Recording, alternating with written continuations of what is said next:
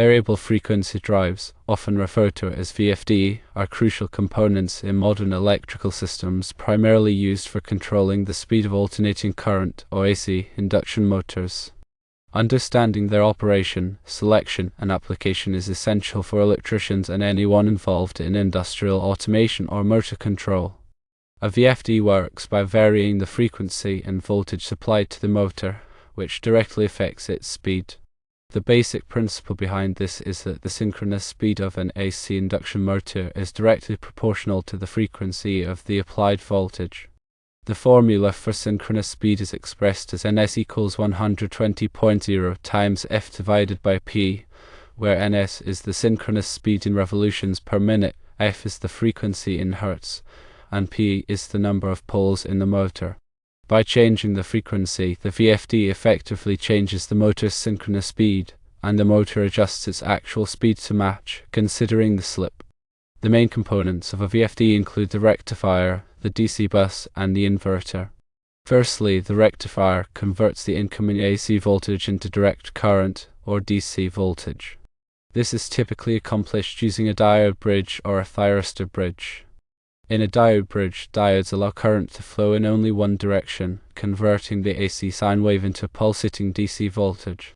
A thyristor bridge uses thyristors, which are semiconductor devices that can be switched on to allow current flow, providing more control over the rectification process. Secondly, the DC bus section smooths the pulsating DC voltage from the rectifier using capacitors and sometimes inductors. This smoothing process reduces voltage ripple and provides a stable DC voltage to the inverter section. The size and type of capacitors used in the DC bus are critical for maintaining voltage stability and handling regenerative energy from the motor during deceleration. Thirdly, the inverter section converts the DC voltage back into AC voltage, but at the desired frequency and voltage. This is typically accomplished using insulated gate bipolar transistors, or IGBTs, which are semiconductor switches that can rapidly turn on and off. By controlling the switching of these IGBTs using pulse width modulation, or PWM, the VFD can create an AC voltage waveform with the desired frequency and voltage. PWM involves varying the width of the pulses to control the average voltage applied to the motor. The voltage and frequency relationship is important to maintain a constant volts per hertz ratio. This ratio ensures that the motor's magnetic flux remains relatively constant, which is essential for maintaining the motor's torque capability. If the voltage is not adjusted proportionally with the frequency, the motor may experience overfluxing or underfluxing, leading to reduced performance or damage. VFD offers several benefits, including energy savings, improved process control, and reduced mechanical stress on equipment. Firstly, energy savings are achieved by matching the motor speed to the actual load requirements. In many applications, motors operate at full speed even when the load is significantly less than the motor's rated capacity. By using a VFD to reduce the motor's speed, the energy consumption can be reduced dramatically. Secondly, improved process control is another significant advantage.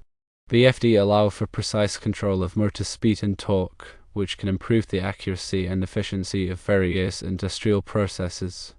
For example, in a pumping application, a VFD can maintain a constant flow rate regardless of changes in system pressure. Thirdly, reduced mechanical stress on equipment results from the soft starting and stopping capabilities of VFD.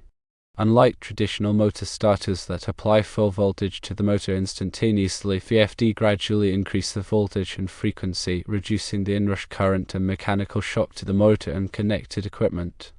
This extends the lifespan of the motor and reduces maintenance costs. Selecting the right VFD for a specific application involves considering several factors, including the motor's horsepower, voltage, current, and load characteristics. Firstly, the motor horsepower, or HP, rating determines the size of the VFD required. The VFD must be capable of supplying the motor's rated current and voltage without overheating. Secondly, the voltage and current ratings of the motor and VFD must match. Using a VFD with an incorrect voltage rating can damage the motor or the VFD. Thirdly, the load characteristics, such as constant torque or variable torque, affect the VFD selection. Constant torque loads, such as conveyors, require the VFD to deliver constant torque throughout the speed range. Variable torque loads, such as centrifugal pumps and fans, require less torque at lower speeds. VFD come with various protection features to protect the motor and the drive itself.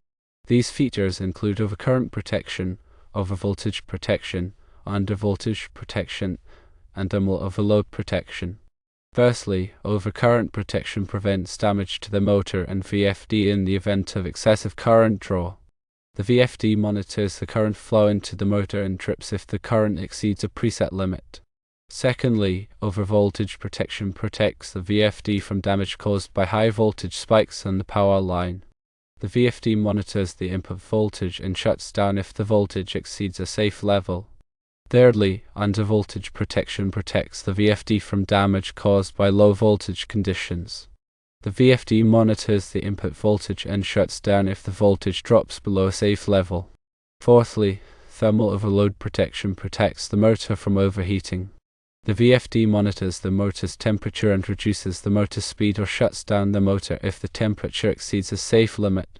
Installing and commissioning a VFD requires careful attention to detail to ensure proper operation and safety. Firstly, proper wiring is essential for connecting the VFD to the power source and the motor. The wiring must comply with all applicable electrical codes and standards. Secondly, grounding is critical for preventing electrical shock and reducing noise. The VFD and motor must be properly grounded to a common ground point. Thirdly, parameter settings must be configured to match the motor and application requirements. The VFD parameters control various aspects of its operation, such as acceleration and deceleration rates, voltage boost, and current limits. Troubleshooting VFD problems requires a systematic approach. Common problems include motor overheating, VFD trips, and communication errors. Firstly, motor overheating can be caused by excessive load, incorrect parameter settings, or a faulty motor. Check the motor's temperature and compare it to its rated temperature. Secondly, VFD trips can be caused by overcurrent, overvoltage, undervoltage, or thermal overload. Check the VFD fault codes to identify the cause of the trip. Thirdly, communication errors can be caused by faulty wiring, incorrect communication settings, or a malfunctioning communication module. Check the wiring and communication settings to ensure they are correct. VFD are widely used in various industries, including manufacturing, HVAC, water and wastewater treatment, and oil and gas. Firstly, in manufacturing, VFD are used to control the speed of conveyors, pumps, fans, and other equipment. This allows for precise control of production processes and reduces energy consumption. Secondly, in heating, ventilation, and air conditioning, or HVAC, VFD are used to control the speed of fans and pumps in air handling units and chiller systems. This improves energy efficiency and reduces noise. Thirdly, in water and wastewater treatment, VFD are used to control the speed of pumps and blowers. This allows for precise control of flow rates and reduces energy consumption. Fourthly, in the oil and gas industry, VFD are used to control the speed of pumps, compressors, and other equipment. This improves efficiency and reduces maintenance costs. Advanced VFD features include sensorless vector control, closed-loop control, and programmable logic control. Firstly, sensorless vector control provides precise motor control without the need for feedback sensors. This simplifies installation and reduces costs.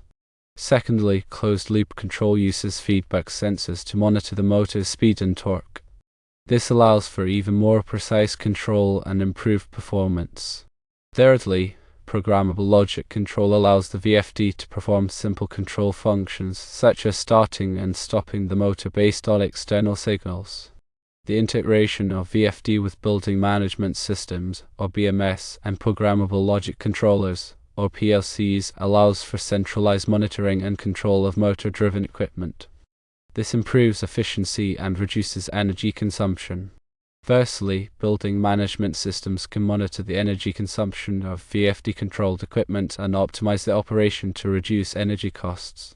Secondly, programmable logic controllers can control the operation of VFD based on complex control algorithms. Future trends in VFD technology include the use of silicon carbide, or CC, and gallium nitride, or GaN, powered devices, improved communication capabilities, and cloud-based monitoring and control. Firstly, silicon carbide and gallium nitride power devices offer higher switching frequencies and lower losses, leading to improved efficiency and reduced size. Secondly, improved communication capabilities such as Ethernet and wireless communication allow for easier integration with other systems. Thirdly, cloud-based monitoring and control allows for remote monitoring and control of VFD, improving maintenance and reducing downtime. Understanding the principles, applications, and advanced features of variable frequency drives is essential for electricians and anyone involved in motor control. By properly selecting, installing, and maintaining VFD, energy consumption can be reduced, process control can be improved, and the lifespan of motor-driven equipment can be extended. Remember to always consult with qualified professionals and adhere to applicable electrical codes and standards when working with VFD.